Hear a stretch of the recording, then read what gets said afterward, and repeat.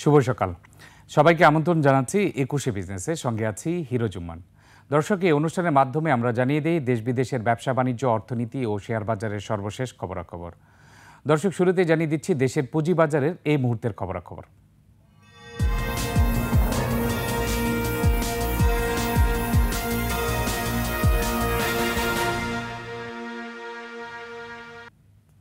টানা ৭ কার্যদিবস নিম্নমুখী প্রবণতার পর গতকাল ঢাকা শেয়ার বাজারে ১৩ পয়েন্ট সূচক বৃদ্ধি পেয়েছিল।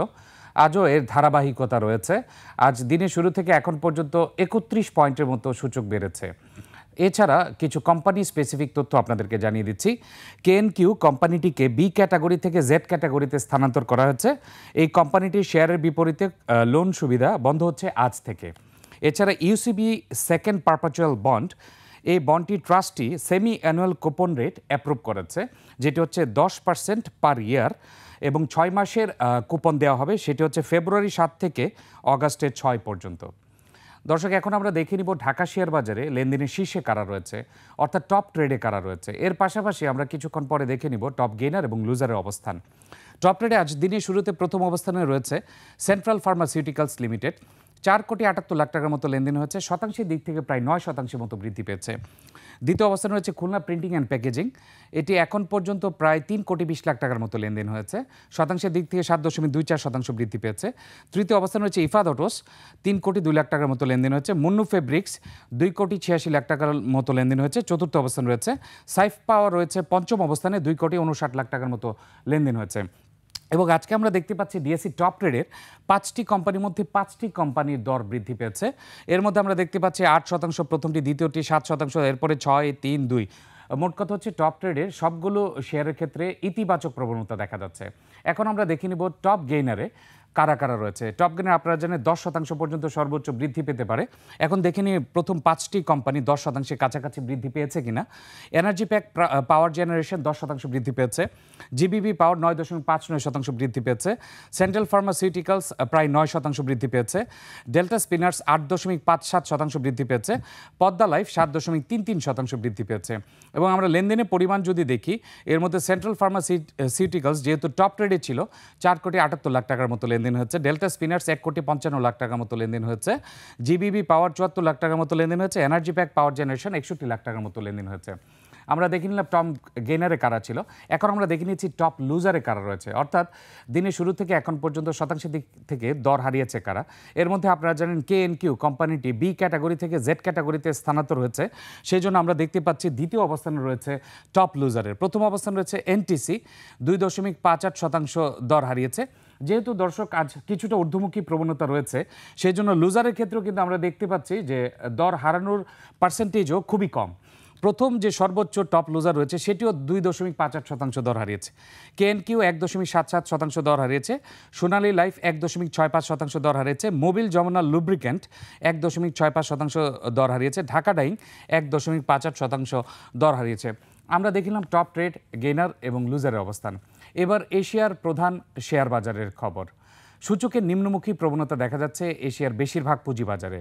জাপানের শেয়ার বাজার নিকি সূচক 959 পয়েন্ট কমে দাঁড়িয়েছে 38,612 পয়েন্টে। কমেছে হংকংয়ের শেয়ার বাজার হ্যাংসেংয়ের সূচক 283 পয়েন্ট কমে অবস্থান করছে 19,941 পয়েন্টে। কমেছে সিঙ্গাপুর এসটিআই সূচক, এটি 12 পয়েন্ট কমে অবস্থান করছে 3,842 পয়েন্টে। চীনের শেয়ার বাজার সাংহাই কম্পোজিট ইন্ডেক্স অবস্থান করছে 3,250 পয়েন্টে, যা আগে দিনের চেয়ে 2 পয়েন্ট কম। বোম্বে সেন্সেক্স 30 ইন্ডেক্সকে দেখা যাচ্ছে ঊর্ধ্বমুখী প্রবণতায়। সেন্সেক্সের সূচক 5 পয়েন্ট বেড়ে অবস্থান করছে 77,505 পয়েন্টে। কমেছে থাইল্যান্ডের থাই স্টক এক্সচেঞ্জের সূচক, এটি 39 পয়েন্ট কমে অবস্থান করছে 1,274 পয়েন্টে। এবার দেশ বিদেশের ব্যবসা বাণিজ্য ও অর্থনীতির আরও কিছু সংবাদ।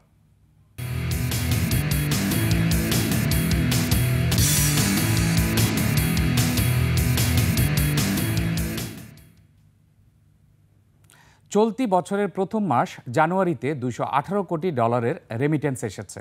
আগের বছরের একই মাসের তুলনায় যা 7,20,00,000 বা 3.40% বেশি। বাংলাদেশ ব্যাংকের হালনাগাদ তথ্য অনুযায়ী চলতি অর্থ বছরের প্রথম 7 মাসে আগের বছরের একই সময়ের চেয়ে রেমিটেন্স বেশি এসেছে 23.61%। এ সময়ে $1,596 কোটি রেমিটেন্স পাঠিয়েছেন প্রবাসীরা। আগের অর্থবছরে একই সময় এসেছিল $1,291 কোটি। এই হিসেবে প্রথম 7 মাসে রেমিটেন্স বেড়েছে $305 কোটি। এর আগের মাস গত ডিসেম্বরে কোনো একক মাসে সর্বোচ্চ রেমিটেন্স এসেছিল। ডিসেম্বরে প্রবাসীদের পাঠানো অর্থের পরিমাণ ছিল $264 কোটি।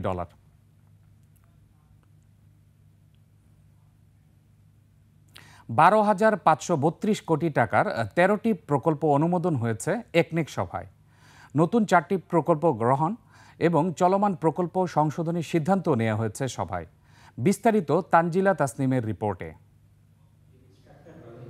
প্রধান উপদেষ্টা ডক্টর মোহাম্মদ ইউনূসের সভাপতিত্বে জাতীয় অর্থনৈতিক পরিষদের নির্বাহী কমিটি একনেক সভা প্রায় 4,097 কোটি টাকা সরকারি, 1,106 কোটি টাকার বিভিন্ন সংস্থার নিজস্ব অর্থায়ন এবং 7,328 কোটি টাকা বৈদেশিক ঋণের সাহায্যে 13টি প্রকল্পের অনুমোদন হয়েছে একনেক সভায়। পরে সংবাদ সম্মেলনে চীনের ঋণের উচ্চ সুদের হার এবং জাপানি ঋণের সুবিধা নিয়ে কথা বলেন পরিকল্পনা উপদেষ্টা। চীনের ঋণ সাধারণত সুদ হার বেশি হয় 4-5%, কিন্তু আবার জাপানের ঋণ সুবিধা প্রায় মাল্টিল্যাটারাল অর্গানাইজেশন মতো বা তার থেকেও ভালো।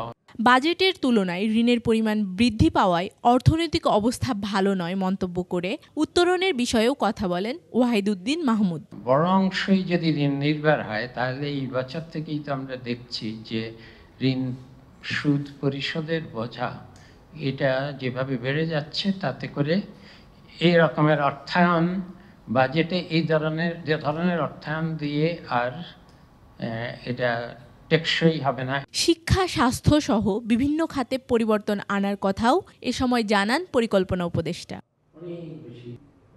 তানজিলা তাসনিম, 21 টেলিভিশন, ঢাকা। 12 কেজি এলপিজির দাম 1478 টাকা নির্ধারণ করেছে বিদ্যুৎ ও জ্বালানির দাম নিয়ন্ত্রণ সংস্থা Bangladesh energy regulatory commission BERC। সৌদির আরামকো ঘোষিত ফেব্রুয়ারি মাসের কার্গো মূল্য অনুসারে ভোক্তা পর্যায়ে বেসরকারি এলপিজির মূল্যে এই সমন্বয় করা হয়েছে। প্রতি কেজি এলপিজিতে 1 টাকা 60 পয়সা বেড়েছে। সেই হিসেবে 12 কেজিতে আগের চেয়ে দাম বেড়েছে 19 টাকা। এছাড়া অটো গ্যাসের কেজিতেও 89 পয়সা বেড়েছে। প্রতি কেজি অটো গ্যাস আগে বিক্রি হতো 66 টাকা 65 পয়সা। সমন্বয় করে এখন অটো গ্যাসের প্রতি কেজির দাম 67 টাকা 74 পয়সা নির্ধারণ করা হয়েছে।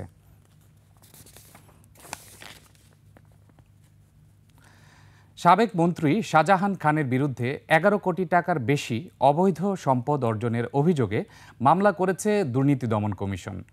অবৈধ সম্পদ অর্জনের অভিযোগে তার স্ত্রী ও ছেলের বিরুদ্ধেও মামলা হয়েছে।